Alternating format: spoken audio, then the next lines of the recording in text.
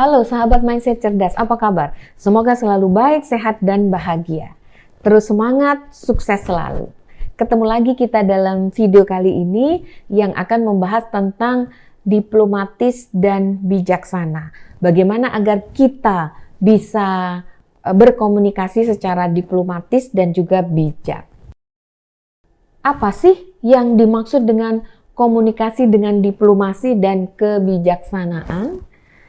Yaitu pendekatan komunikasi yang mengkombinasikan antara kekuatan serta kepekaan dan menjaga emosi.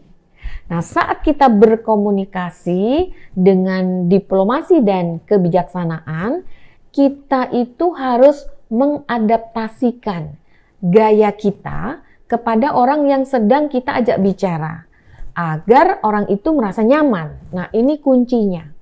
Kondisikan bagaimana agar kita berkomunikasi sama-sama merasa nyaman. Sebagian besar orang itu cenderung mengikuti gaya individual dalam berkomunikasi. Artinya, kita berkomunikasi dengan A akan berbeda pada saat kita berkomunikasi dengan si B.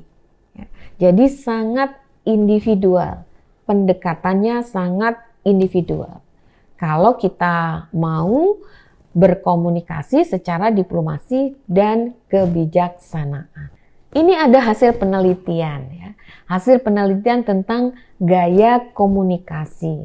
Hasil penelitian ini dimuat dalam buku yang ditulis oleh Dale Carnegie yang judulnya adalah Sukses Berkomunikasi.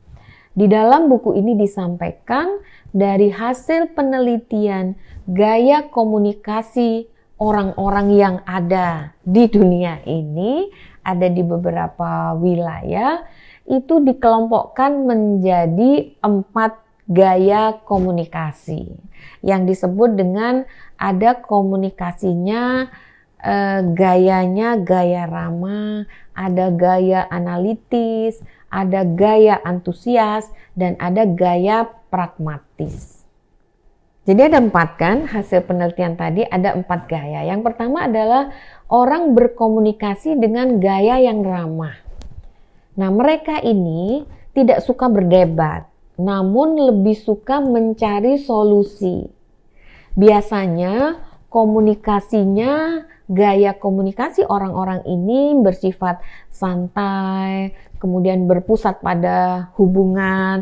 Artinya berpusat pada hubungan itu bagaimana kita berkomunikasi dengan keluarga, hubungan kekeluargaan, bagaimana kita berkomunikasi di kantor, berhubungan dengan karyawan, dengan sesama rekan. Kemudian biasanya kelompok orang-orang yang gaya komunikasinya ramah ini, dia ringan tangan dan hangat. Komunikasinya itu hangat, sama-sama. Kalau gaya komunikasi ramah ketemu dengan orang yang gaya komunikasi ramah, sama-sama ramah, ini biasanya seru nih. Ya, komunikasinya jadi akrab, hangat. Ini yang disebut dengan gaya komunikasi ramah. Yang kedua adalah gaya komunikasi analitis. Nah, dari judulnya aja kelihatan ya. Agak serius nih orangnya. Gaya komunikasinya analitis. Orang-orang ini komunikasinya itu formal, metodis, dan sistematis dia. Nah, mereka terkesan memang pada saat berkomunikasi dia selalu menampilkan data dan juga komunikasinya detail. Mereka memperhatikan bukti atau data-data itu secara seksama dan menggunakan data ataupun bukti-bukti tadi untuk menemukan jawaban serta solusi pada suatu masalah yang sedang dibahas. Jadi pada saat berkomunikasi ataupun komunikasi 2 orang ataupun dalam kelompok, dalam rapat, itu akan kelihatan gaya komunikasi orang-orang yang mempunyai gaya komunikasi analitis ini. Dia akan selalu menampilkan data. Pada saat kita membahas tentang bagaimana ini solusinya, ini masalahnya ABCDD, maka dia akan tampilkan ini datanya, ini, maka solusinya ini. Jadi kalau kita lihat gaya komunikasi analitis ini, biasanya orangnya orang-orang yang smart, kemudian dia memang intelektual yang tidak lepas dari fakta dan data. Yang ketiga, ada yang gaya komunikasinya itu disebut dengan gaya antusias.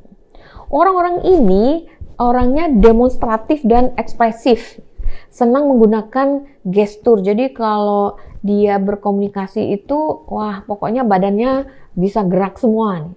Dia senang menggunakan gestur untuk mengutarakan maksud mereka. Ceria, kemudian badannya ikut berbicara, gesturnya kelihatan gitu ya. Mereka lebih memikirkan gambaran-gambaran besar ketimbang detail. Artinya yang disampaikan itu biasanya hal-hal besar, gambaran umum, tapi tidak detail.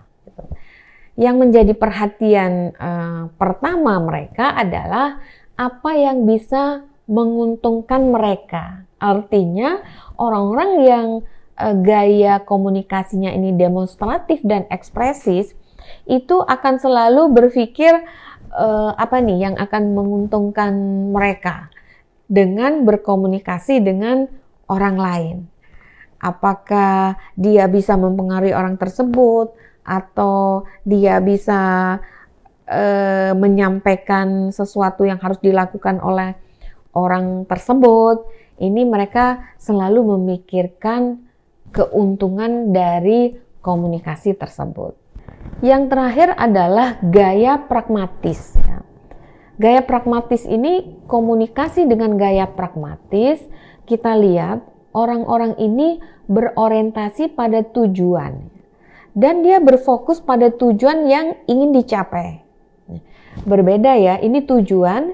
Kalau yang tadi, yang antusias itu keuntungan. Kalau yang gaya pragmatis ini, dia berkomunikasi itu sudah ada nih tujuannya apa. Dia praktis saja. Tujuannya ini dia komunikasikan. Walaupun memiliki opini dan sudut pandang yang kuat, mereka ini masih bersedia untuk mempertimbangkan opsi-opsi lain yang mungkin muncul di hadapan mereka atau disampaikan oleh orang lain selama itu memberikan solusi terhadap tujuan yang ingin dicapai. Jadi dia pragmatis saja. Ini kira-kira usulannya bisa nggak berkontribusi untuk tujuan yang sudah ditetapkan. Setelah kita mengetahui ada 4 gaya komunikasi berdasarkan hasil penelitian tadi, maka bagaimana caranya atau kiatnya untuk supaya kita menjadi komunikator yang diplomatis dan bijak, supaya kita bisa berkomunikasi dengan diplomasi dan kebijaksanaan, atau disebut dengan komunikator yang diplomatis dan bijak. Ini sangat penting. Kalau kita bisa menjadi komunikator yang diplomatis dan bijak, biasanya kita akan mendapatkan atau tujuan komunikasi kita itu akan tercapai. Karena kita bisa ya diplomatis. Kalau orang tidak bisa diplomatis itu biasanya kalau enggak bilang enggak, kalau iya iya kan gitu. Ini dia diplomatis, bijak, semuanya senang seperti itu. Bagaimana kiatnya? Yang pertama, menjalin hubungan berdasarkan gaya komunikasi orang lain.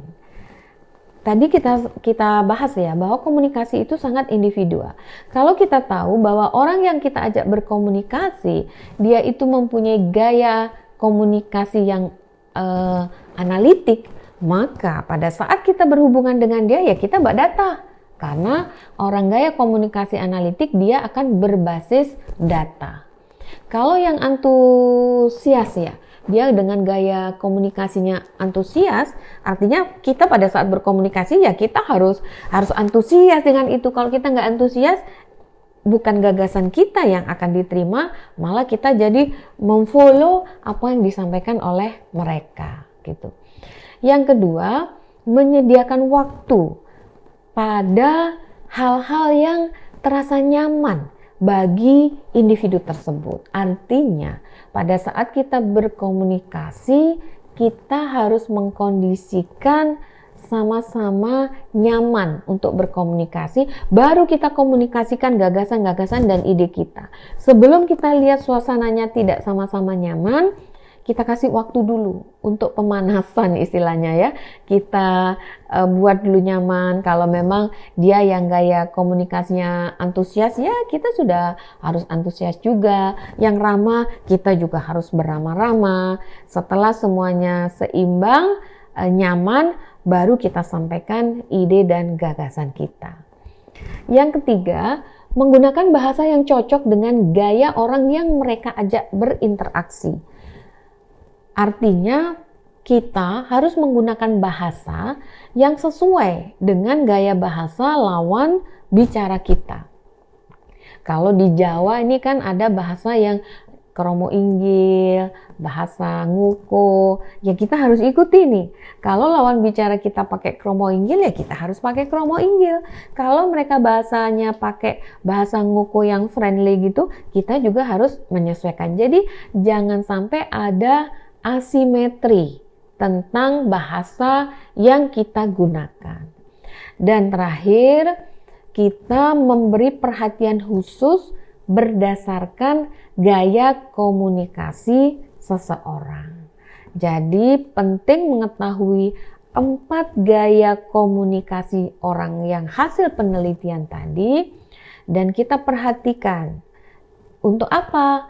Untuk kita membangun kenyamanan berkomunikasi kalau kita tahu gaya komunikasinya.